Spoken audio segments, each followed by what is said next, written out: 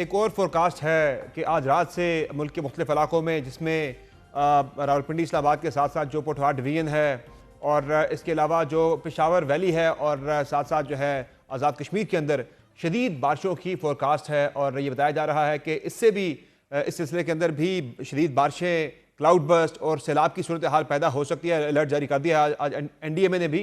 तो क्या ये भी जिस तरह से हमने देखा अभी बुनेर और दीगर इलाकों के अंदर जो एक हाई इम्पैक्ट वेदर इवेंट था, उस तरह की ये बारिशें होंगी या उससे कम जो है ये सिलसिला है? देखें जी, बारिश का हर स्पेल जो आ रहा है वो तकरीबन एक से बढ़ के एक आ रहा है। अब इसमें इसका इम्पेक्ट भी काफ़ी ज़्यादा होगा, चूँकि आपने इलाके सारे बता दिए हैं। कश्मीर है, ये हज़ारा डिवीज़न है, पेशावर डिवीज़न है, या हमारे रावलपिंडी, इस्लामाबाद, बल्कि ये फैसलाबाद डिवीज़न, गुजरांवाला, लाहौर, साहिवाल, इन इलाकों को भी इफ़ेक्ट करेगा। और इस चीज़ का अब आप देख लें कि जी एक जब बारिश का सिस्टम शुरू होता है ना, तो ज़मीन सैचुरेट होनी शुरू हो जाती है। जो अब सूरत हाल यहाँ तक पहुँच गया है कि अब जितने भी बारिश होगी वो पूरा का पूरा रन ऑफ बन के आ जाता है किसी नदी नाले में या उसमें दरिया में। तो डेफिनेटली इसका इम्पेक्ट काफ़ी शदीद भी हो सकता है। उसके साथ तेज़ हवा या गरज चमक, आंधी, ये जो आप सारा कुछ कह रहे हैं ना, ये भी होता है सिस्टम के साथ। और सर ये और बताएं कि आजकल ये काफ़ी वल्नरेबिलिटी। जी जी, जी जी, यानी पूछिए। आपके कहने का मतलब यह है कि इतनी ज़्यादा बारिशें हो चुकी हैं कि ज़मीन के अंदर अब मज़ीद पानी जो है वो जज्ब होने की जो है वो गुंजाइश कम है, और ज़्यादा पानी जो है वो सैलाबी सूरत हाल की जो है वो उस तरफ ही जाएगा, यानी सैलाब ही आएंगे और फ्लैश फ्लड्स या फिर अर्बन फ्लडिंग की तरफ ही मामला जाएगा।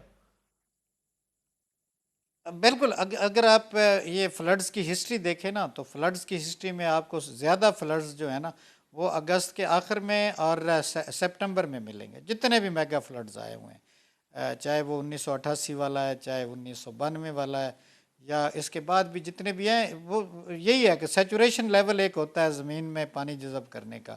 वो अब हो गया तो पूरा का पूरा पानी आ जाता है, वो आपका जो जो भी होता है।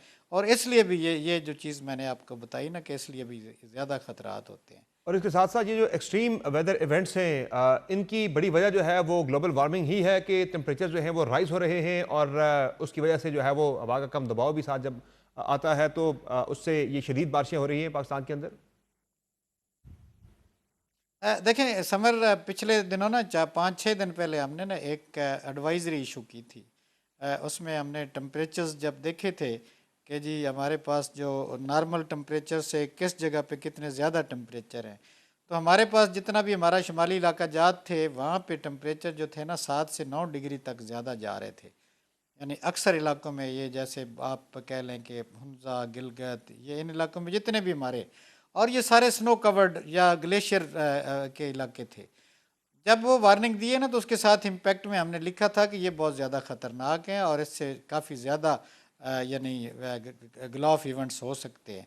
तो जब देखें ना, टेम्परेचर ही बहुत ज़्यादा अबव नॉर्मल जा रहा है। और अब थोड़ा सा रिकवर हो गया है, लेकिन जो अगस्त के जो पहले 10 दिन हैं उनमें टेम्परेचर बहुत ज़्यादा थे, हाई थे अबव, यानी आपको जो मैंने रेंज बताई है। तो उन चीज़ों से भी देखें, एक ग्लेशियर है, उसको अगर कोई ज़्यादा टेम्परेचर मिलता है या तो वो अपनी जगह से डिस्प्लेस हो जाता है। वहाँ पे थोड़ा सा हीट इम्पैक्ट या बारिश का आ जाए तो वो फिर पूरा का पूरा एक तोदा जो है वो नीचे आ जाता है, और वो पानी बन के आपके वो तोदे भी वैसे जैसे आ रहे थे, ये उसमें पत्थर के भी थे, लेकिन पानी जनरेट जो हुआ है ज़्यादा, वो इनसे भी हुआ है कि जी और ये आपके और टेम्परेचर ये की वजह और से ये जो कहा जो जा रहा था गिलाफ कि इवेंट ये हुए। बुनेर वगैरह में इन इलाकों के अंदर जो है वो क्लाउड बर्स्ट था। हालांकि अब जो डिटेल सामने आ रही है वो क्लाउड बर्स्ट नहीं था, बल्कि ये हाई इम्पैक्ट वेदर इवेंट था, जिसमें 5 घंटों के अंदर जो है वो 100 मिलीमीटर से ज़्यादा बारिश हो गई। देखें, बारिश तो अगर क्लाउड बस्ट को जो एक डेफिनेशन उसकी जो है ना, वो हम ये भी लेते हैं कि घंटे एक से घंटे में। 1 घंटे में 100 मिलीमीटर से या ज़्यादा बारिश हो। तो अगर जब 5 घंटे में हुई है, तो वो थोड़ा सा, चलो हम कह देते हैं कि जी ठीक है जी, वहाँ पे बारिश ज़्यादा हो गई, चाहे वो क्लाउड बस्ट हुई, लेकिन साथ इम्पैक्ट जो मैंने आपको बताया है ना, कि वहाँ पे सबसे ज़्यादा जो हमारे इन इलाकों में जो ख़तरात बने हुए हैं ना, वो हाई टेम्परेचर की वजह से बने हुए हैं। कि जी दूसरी बात मैं आपको बता दूं कि इस साल जो हमारे पास जो स्नो कम्युलेशन थी वो सीज़न में बिल्कुल नहीं हुई। जी ऐसे ही है। ये स्नो सीज़न जो था वो लेट था, तो जो अगर अगर कुछ बर्फ़ बारी या हो जाती तो वही बर्फ़ पिघल के आती जो इस सीज़न में होनी थी। या इस साल तो वो नया एक सिलसिला शुरू हो गया कि जी जो हमारे पास ज़खायर थे या ग्लेशियर्स के, वो पे मेल्ट होके आने शुरू तो हो गए। एक सर वो वजह भी इस बनी वजह है, से भी ये एक चीज़ें सर जो वो है ना, वजह भी ये बनी अगर है हम कि बर्फ नहीं थी, उससे हमारे जो नॉर्दर्न एरियाज हैं वहाँ टेम्परेचर राइज हो गए। और दूसरी साइड एक जो बड़ी अहम वजह है वो डिफॉरेस्टेशन की है कि पाकिस्तान में जंगलात बतदरीज हर गुजरते साल कम होते जा रहे हैं, जिसकी वजह से जो है वो जो मिट्टी गर्म होती है तो वो फिर गर्म हवा जब ऊपर जाती है तो वो फिर ज़्यादा उससे जो है वो बारिश की सूरत हाल पैदा होती है। तो यानी जो सैलाबी सूरत हाल क्लाउड बर्स्ट जो है वो बनते हैं, ये एक्सट्रीम वेदर इवेंट्स उससे बनते हैं। तो डिफॉरेस्टेशन का कितना बड़ा रोल है इस कुदरती आफात को पाकिस्तान में जो है मजीद बिगाड़ने देखें में? देखें देखें फॉरेस्टेशन जो है ना वो आपकी सर्वाइवल है। या आप जब भी किसी से बात करते हैं कि जी हमने अपने सिस्टम को करना है तो ग्रीन क्लाइमेट पे चले जाते हैं। अब ग्रीन क्लाइमेट में हमारे यहाँ सोसाइटियाँ एक तो जो है हॉरिजेंटली बन रही हैं, या आपके शहर बढ़ते जा रहे हैं।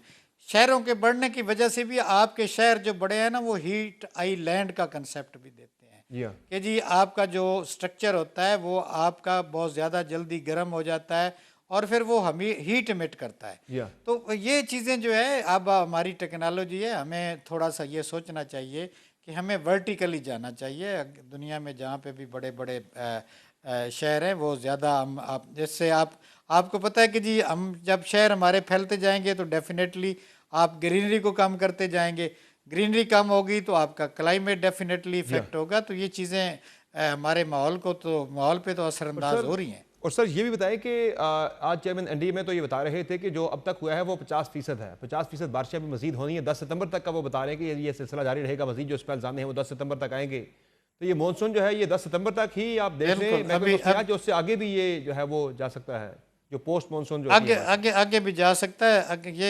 ये जो है ना कि जी मानसून तो देखें जी 3 महीनों पे इसका स्पैन होता है। 3 महीनों तक होता है, यानी जुलाई, अगस्त और सितंबर। बारिशें अभी तक वाकया जो है ना वो तकरीबन जो हमारी कैलकुलेशन है डेली बेसिस पे होती है वो तकरीबन 50% हुई है और अभी 50% होना है। तो इसमें देखें आगे जो स्पेल आएंगे वो ज़्यादा ख़तरनाक साबित हो सकते हैं जो है आने वाले दिनों में, चूँकि जो मैंने आपको सूरत हाल बताई है ना कि जी सरफेस सेचुरेट हो चुकी है, चाहे वो हमारे प्लेन एरियाज़ में है चाहे हिली एरियाज़ में। तो अब पूरा का पूरा रिवराइन फ्लडिंग का भी ख़तरा है अभी तक जो है आने वाले दिनों में, चूँकि जो मैंने आपको सूरत हाल बताई है ना कि जी सरफेस सेचुरेट हो चुकी है, चाहे वो हमारे प्लेन एरियाज़ में है चाहे हिली एरियाज़ में। तो अब पूरा का पूरा रिवराइन फ्लडिंग का भी ख़तरा है अभी तक।